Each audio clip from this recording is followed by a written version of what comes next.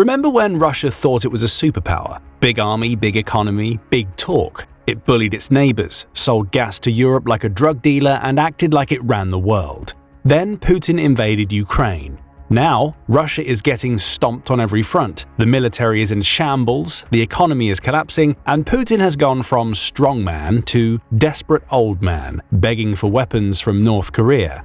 This is the worst time to be Russia, ever. And the best part, it's only getting worse. So let's break down how Russia went from a global tough guy to a total embarrassment, and where better to start than its military, because that's where the collapse is hitting hardest. Russia has been suffering heavy personnel and equipment losses since the very beginning of the invasion. But that's old news. What's new is that November 2024 has far surpassed even the most pessimistic expectations. In just 30 days, Russia suffered nearly 46,000 casualties. That's more than 3 entire motorized rifle divisions wiped off the battlefield. The carnage peaked with a devastating new record: 2,030 soldiers lost in a single day. A horrifying milestone that underscores just how disastrous the situation has become. The total personnel loss, a jaw-dropping 758,730 since the invasion began, a number that climbs daily. And it isn't just bodies piling up. In November, Ukrainian forces also obliterated 307 tanks, 899 armored vehicles, and 884 artillery pieces.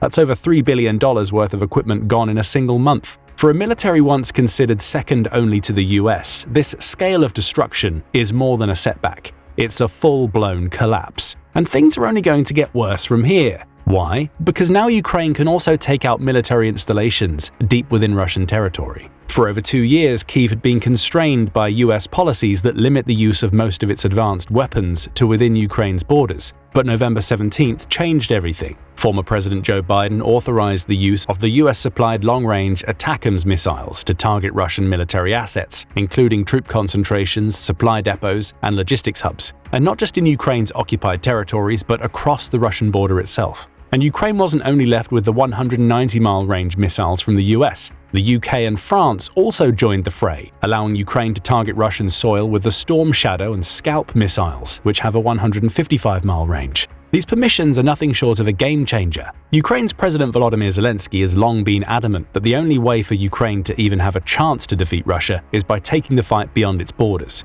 The same opinion has been echoed by the likes of Mette Frederiksen, Denmark's Prime Minister, who said that Ukraine can't win with one arm on their back. With both hands now free, Ukraine is making every hit count. And Russia, the country, is now exposed to the very war it unleashed. No more hiding the truth from its citizens. The long-range missile strikes launched by Ukraine into Russian territory have already caused catastrophic damage, targeting crucial military assets that sustain Russia's operations in Ukraine and beyond. These attacks have not only destroyed key infrastructure, but have also inflicted heavy losses on Russian personnel and resources, making it increasingly difficult for Moscow to maintain its military momentum. One of the most significant strikes occurred in the Bryansk region, where Ukraine used US-supplied ATACMS missiles for the first time. These missiles targeted a weapons depot near Karachev, around 62 miles from the Ukrainian border, triggering 12 secondary explosions. The strike caused substantial damage to Russia's ammunition reserves, which are crucial for its ongoing operations.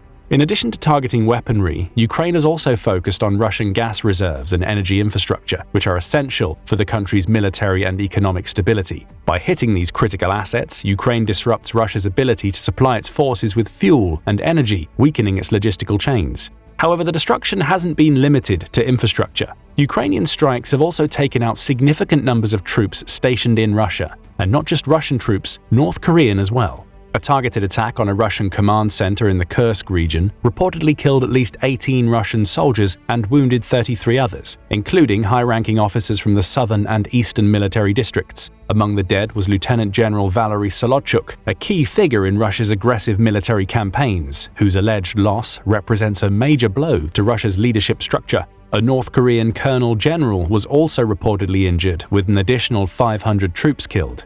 With these attacks, Ukraine has made one thing abundantly clear: no one is safe in Russia. No one and no place. The alleged death of the North Korean soldiers will likely have significant repercussions on the already fragile Russia-North Korean alliance. Believe it or not, the ever-so-proud President Vladimir Putin, who once imagined a world where his Russia stood strong against the West, has now found himself desperately clinging to the support of a pariah state. North Korea, with its brutal regime and international isolation, isn't the sort of ally one would expect on the grand geopolitical chessboard. Yet in his pursuit of victory in Ukraine, Putin has turned to Kim Jong-un, marking a decidedly low point for Russian diplomacy. But make no mistakes, this isn't a partnership built on mutual prosperity or shared global ideals. It's one born out of sheer necessity. Russia, desperate for military supplies to continue its war effort, has turned into one of the most sanctioned and economically crippled nations on Earth. North Korea, in turn, is eager to solidify its standing as a key global player, not just by providing arms and ammunition, but by cementing its bond with a nuclear power like Russia.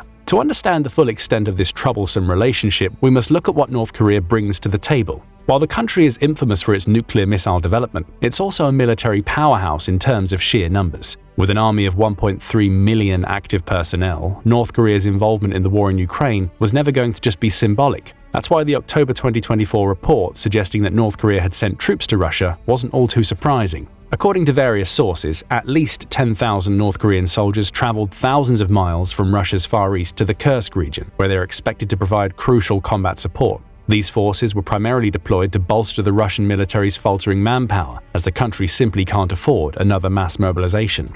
Though truthfully, that's all the North Korean troops brought with them: numbers. They lack real-world combat experience, training, and equipment to make any real difference. Their deployment in Russia just goes to show how far the once mighty Russia has fallen. However, while North Korean troops are basically sent to Russia to die, North Korean weapons are a different story. The country's arms exports have become a lifeline for Russia, whose stockpiles have been all but depleted by the war. South Korean intelligence reports suggest that the country's northern neighbor has delivered more than 13,000 shipping containers full of ammunition, artillery rounds, anti-tank rockets, and KN-23 short-range ballistic missiles to Russia since August 2023. North Korea's expertise, particularly in missile technology, has also been leveraged, with technicians sent to Russia to assess the performance of the weapons and fine-tune their effectiveness against Western air defense systems. North Korean aid has undoubtedly helped keep the Russian war machine grinding forward, as Russia's defense industry simply can't keep up with the losses. And remember, we're talking about the military-industrial complex that's now the sole driver of the Russian economy. It's predicted that in 2025, Russia will spend around 40% of its total federal budget on defense. That's how heavily Russia now depends on its military to survive economically. While the military-industrial output might paint a picture of strength, the reality is much bleaker. The Russian economy is still in severe decline, and the heavy reliance on defense spending is just a band-aid solution.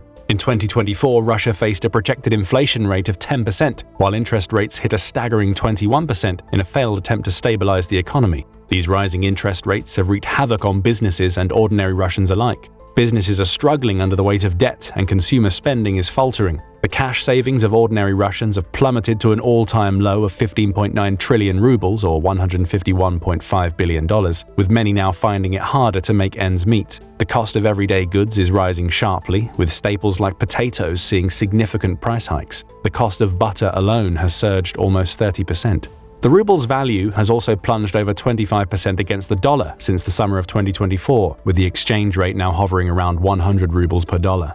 This sharp depreciation will intensify the country's economic challenges as imports become prohibitively expensive and inflation spirals out of control. To make matters worse, the Russian government has depleted its national funds, once buoyed by energy exports. Sanctions, particularly from the US, have crippled the financial sector. The latest round of sanctions have targeted key institutions like Gazprom Bank, which handles critical energy payments, creating a massive shortage in foreign currency. The Russian central bank stopped buying foreign currency on the domestic market to attempt to control the damage, but the ruble remained volatile. While Russia's GDP was expected to have grown by 3.9% by the end of 2024, forecasts for 2025 are much more pessimistic. The Russian economy is set to slow significantly, with GDP growth predicted to drop to 1.9%. Experts predict that Russia's economic recovery is unlikely without a shift in priorities. Inflation may eventually fall to 6.4% in 2025, but the damage to the economy, particularly in the private sector, will likely be lasting. Russia's over-reliance on defense spending and deepening sanctions will continue to drain its resources. The Kremlin's military ambitions are clearly at odds with the country's economic survival, and without drastic changes, the Russian economy will continue to crumble under pressure. The dire economic situation has also sparked signs of dissent among Russia's elites, particularly as tensions rise between industrialists and the central bank. As Russia faces stagnation and inflation, dissatisfaction with economic policies is growing. The central bank's decision to sharply raise interest rates to 21% has drawn heavy criticism, especially from business leaders. Industrialists argue that these high rates are stifling growth, making it difficult for businesses to secure loans or even get paid by clients. Some reports show that nearly half of Russian companies are struggling with loan access, exacerbating their economic woes. And let us tell you, these critics have been vocal and public, with even Putin's close allies expressing concerns. Russian Prime Minister Mikhail Mishustin took the rare step of blaming the central bank for falling investment, while economists linked to the government have warned that the country is teetering on the brink of stagflation.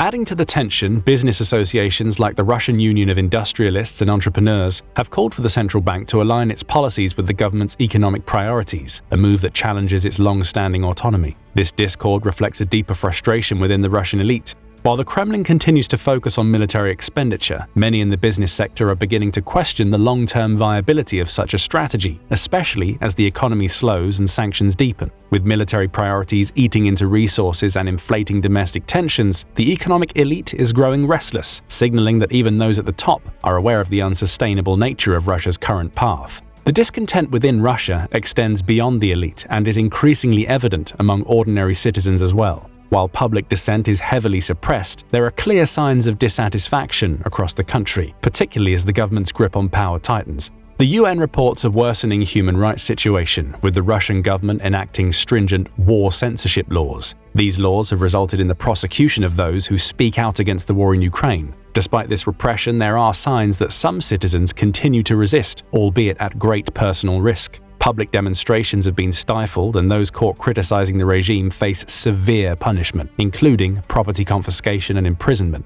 However, certain groups, such as poets, artists, and marginalized communities, continue to challenge the status quo through subtle acts of defiance. At least 1,372 human rights defenders, journalists, and anti-war critics have been detained, subjected to long prison sentences, and often tortured. This crackdown on free speech, combined with the state's increasing use of violence against peaceful protesters, has cultivated a climate of fear. The situation underscores a broader societal struggle. While Putin's government projects strength on the international stage, internally, many citizens appear to be at odds with the regime's priorities, particularly regarding the ongoing war in Ukraine and its economic consequences. And while Russia is breaking from within, Europe has never been more united, and it has Russia to thank for that. Historically, Europe has been characterized by divisions, such as during the 2012 European debt crisis, the 2015 refugee crisis, and the COVID-19 pandemic. These and similar events exposed deep geographical and political rifts, with Eurosceptic sentiments rising, especially in countries like Poland, Hungary, and Italy. Political forces in the European Parliament often clashed, hindering decisive action and creating a fragmented European identity.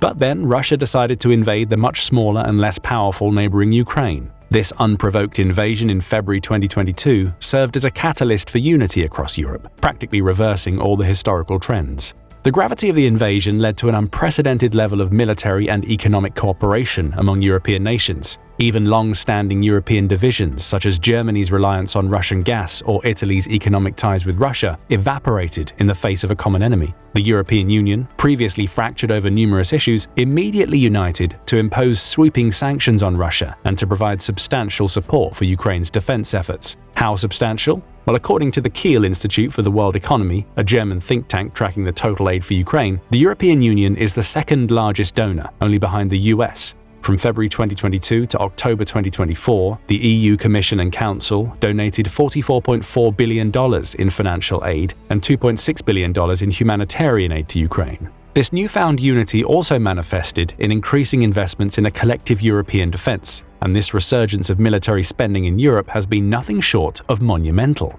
Following the invasion of Ukraine, NATO members ramped up their defense budgets by nearly 50% compared to 2014, when Russia first annexed Crimea. It seems that the full-scale invasion of Ukraine was the wake-up call these countries desperately needed. Since 2014, defense spending across Europe has risen by an average of 3.9% annually, reflecting an urgent need to modernize and strengthen forces. The message is clear: the security environment has changed, and so must the countries living in it. Europe's focus has also shifted from simply maintaining forces to modernizing them, with 32% of defense budgets now dedicated to procurement and research and development, compared to 15% a decade ago. This isn't just about numbers, it's about ensuring Europe can defend itself on its own terms. No more leaning on the US for help every time. Even countries that had once been hesitant to increase military spending, such as Germany, committed to boosting their defense budgets. And this is a commitment that's shaking off the ghosts of the past, as Germany is finally meeting NATO's goal of spending 2% of GDP on defense. Other countries like Sweden and Finland have followed suit, boosting their military budgets and even joining NATO. The decision of Finland and Sweden to join NATO stands as one of the most monumental shifts in European security in recent history. These two historically neutral countries spent decades balancing ties with both Russia and the West. However, Russia's aggressive actions made them reconsider this approach and finally apply for NATO membership in May 2022. On April 4, 2023, Finland became a full NATO member, while Sweden officially joined the alliance on March 7, 2024, after overcoming delays tied to security concerns raised by Turkey and Hungary. Together, these two countries add immense value to NATO's collective strength, especially in the Baltic Sea region, with Finland's 830-mile border with Russia doubling NATO's frontier with its eastern neighbor. The strategic significance of these memberships also can't be overstated. Finland, already spending 2.5% of its GDP on defense, and Sweden, spending 2.2% in 2024, bring formidable military capabilities to the alliance. Both countries have militaries that are highly interoperable with NATO forces, having already participated in NATO operations for years. Their membership enhances NATO's defense posture in the region, ensuring a more robust deterrent against further Russian aggression. However, the true value of these historic NATO additions lies in their symbolic nature. Europe's collective commitment to defense is unshakable, and there's nothing Russia can do about it. Also, with Finland and Sweden now fully integrated into NATO, Russia's strategic position in Europe has been severely undermined. The Baltic Sea region, previously under Russia's sphere of influence, is now part of NATO's defense structure, further isolating Moscow. And as things currently stand, there's no going back. Russia will never regain the leverage it once had over the Baltic region. The same can be said for the entirety of Europe and the world. This weakened position on the global stage suggests that Russia's future could be marked by a retreat from its imperial ambitions or drastic internal transformation. Either way, the West must remain vigilant and prepared for any of these potential developments. And there you have it. Russia is now a shadow of its former self. It's almost completely alone in the world, with its few allies either forced to side with it or desperate for allies themselves. Its military power is shattered, along with its economic stability and global influence. Countries that once depended on Russia are now pivoting toward the West, leaving Moscow with little leverage. As the war in Ukraine continues to drain its resources, and with sanctions tightening, Russia's ability to recover seems more remote by the day. But you know what they say, when you hit rock bottom, the only way is up. So let us ask you, do you see Russia finding a way to recover after the horrors of the Ukraine war? Or will it instead find a way to go even further down the path of isolation and ruin? Share your predictions in the comments section below. Now go and check out how Ukraine destroyed Russia's future forever, or click this other video instead.